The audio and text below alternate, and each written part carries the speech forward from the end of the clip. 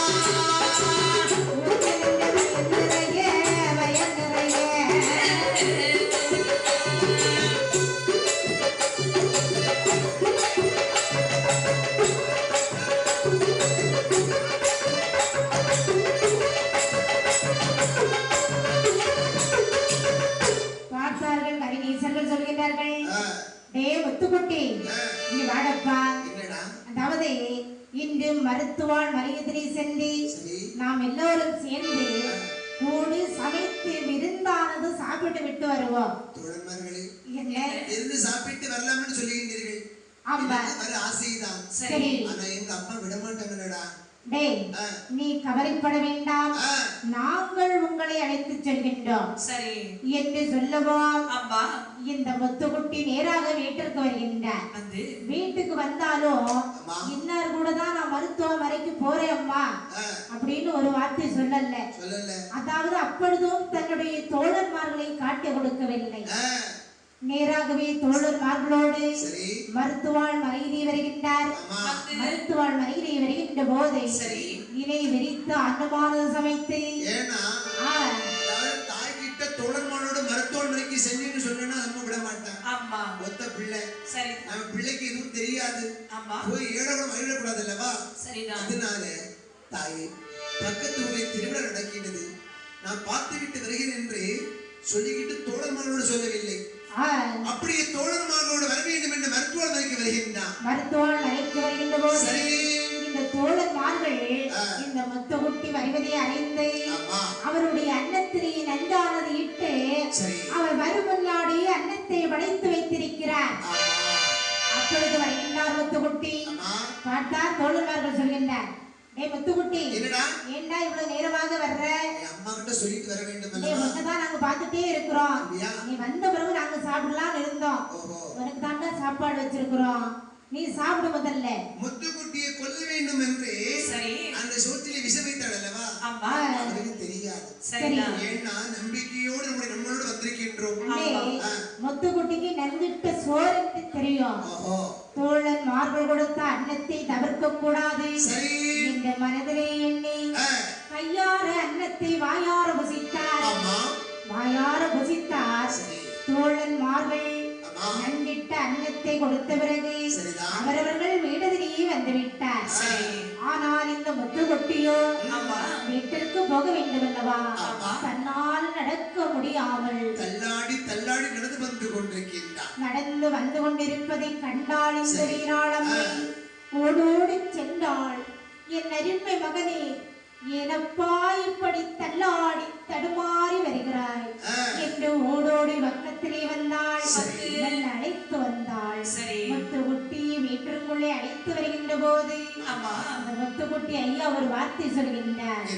ஏ அம்மா, வெயிலாளம்மா, பாயி போடு பாயி போடு பாயி போடு பாயி போடு அடுத்துறங்க பாயி போடு பாயி போடு அடுத்துறங்க பாயி போடு பாயி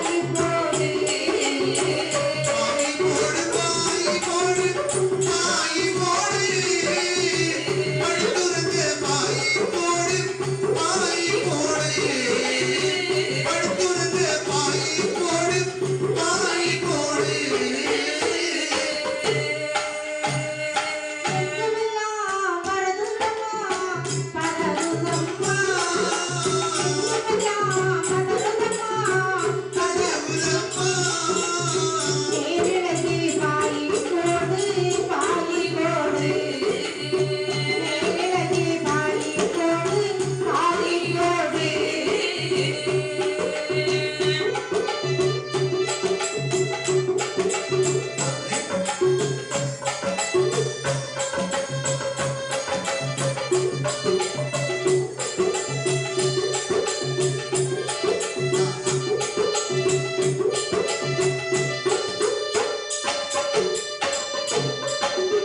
என் மகனே முத்துக்குட்டி, அம்மா ஏனப்பா இப்படி தள்ளாடி தடுமாறி வருகின்றாய் என் செல்வமே அம்மா என்று கேட்டபோது முத்துக்குட்டி சொல்கின்றார். தலைக்கறக்கம் இருக்கின்ற தூக்கம் போல் வருகின்றது அம்மா.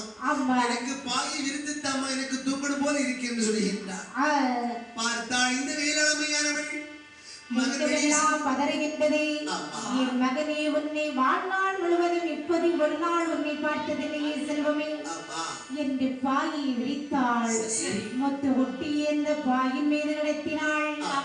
அழுதாள் வேளாளம்மை. என் மகனே முத்துக்குட்டி, என்ன மோசம் நடந்ததையா?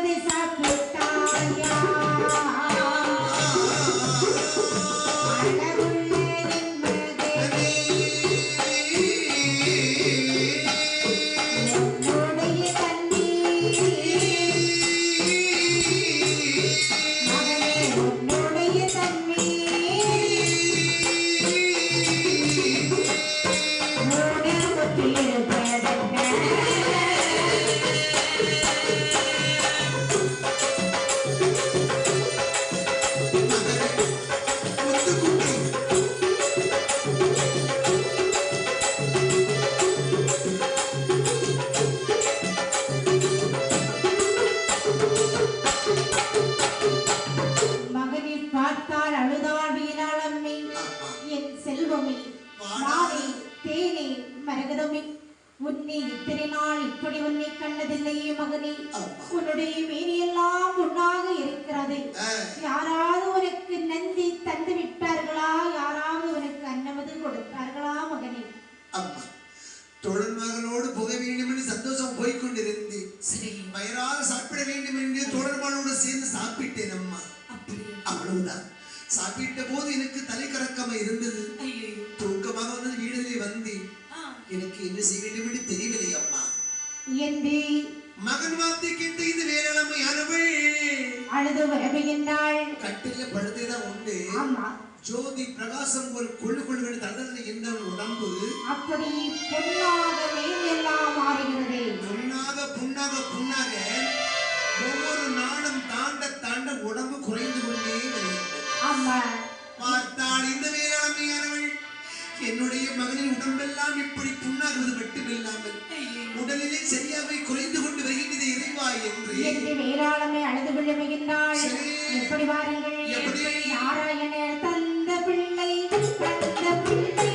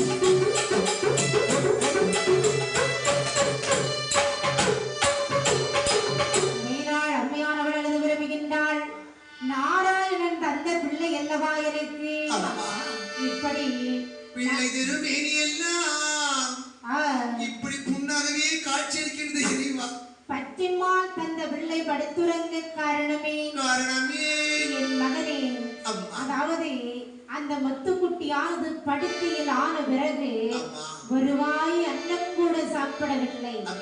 தன்னுடைய தாய் வேளாளம்மை பார்த்து அம்மா என்ற ஒரு வார்த்தை கூப்பிடவில்லை அல்லவா? மகன் என்னை பார்த்து அம்மா அம்மா என்று அழைத்த என் மகனுடைய வாயானது இன்று ஒரு பிடி சோறு கூட சாப்பிடாமல் இப்படி தத்தளித்துக் கொண்டிருக்கின்றன இறைவா. தாய் அல்லவா, ஒற்றை பிள்ளை பெற்ற போது ஓய்வாட்டுப்பட்டு இறந்தால் எவ்வளவு கஷ்டப்படுவான். ஜோதி பிரகாசத்தை போலே இந்த எம்பெருமான் மாயனுக்கு தந்த பிள்ளை அல்லவா. என் பிள்ளை நீங்கெல்லாம் இப்படி வாடி இருக்கின்றது புன்னகரிக்கிறேன் என்று மனமுடைய இந்த ஆழ்மையானவள் அம்மையானவள் தினந்தோறும் மனம் ஆட்டம் கொண்டு இருக்கின்ற போது தன்னுடைய மகனுடைய பக்கத்திலே ஒரு நாள் இரவிலே அயர்ந்து தோங்குகின்றாள். அயர்ந்து தோங்குகின்ற போது ஆதி கேசவ பெருமாள் வந்து அவளுடைய கனவிலே சொல்கின்றது. 1008ஆம் மாசியிலே 19ஆம் தேதியிலே நீ திருச்செந்தூருக்கு அழைத்து வந்தாய், ஆனால் உன்னுடைய மகனுக்கு ஒரு அற்புதம் நடக்கும் என்று சொல்லிவிட்டு மறைந்ததே. கண் விழித்து பார்த்தால் வெயிலமையானவள். எம்பெருமான் மாயவன் தந்த பிள்ளை இருந்தான். எனது பிள்ளையோ இப்படி நோய்வாய்ப்பட்டு கிடக்கின்றான்.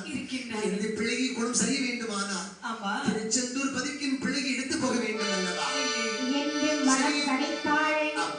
மனது உண்ணாகி இந்த வெயிலாள் அம்மையானவள் எப்படி வருகின்றாள் வாருங்கள். நான் கண்ட சொப்பனந்தான் நடுநீர் போகாது. நான் கண்ட சொப்பனந்தான் நடுநீர் போகாது. திட்டமுடன் தொட்டு கட்டி திருச்செந்தூருக்கு போவோம். திட்டமுடன் தொட்டு கட்டி திருச்செந்தூருக்கு போவோம் என்றாள். ஆகட்டும் என்று சொல்லி அவள் மனதை தான் தேற்றி.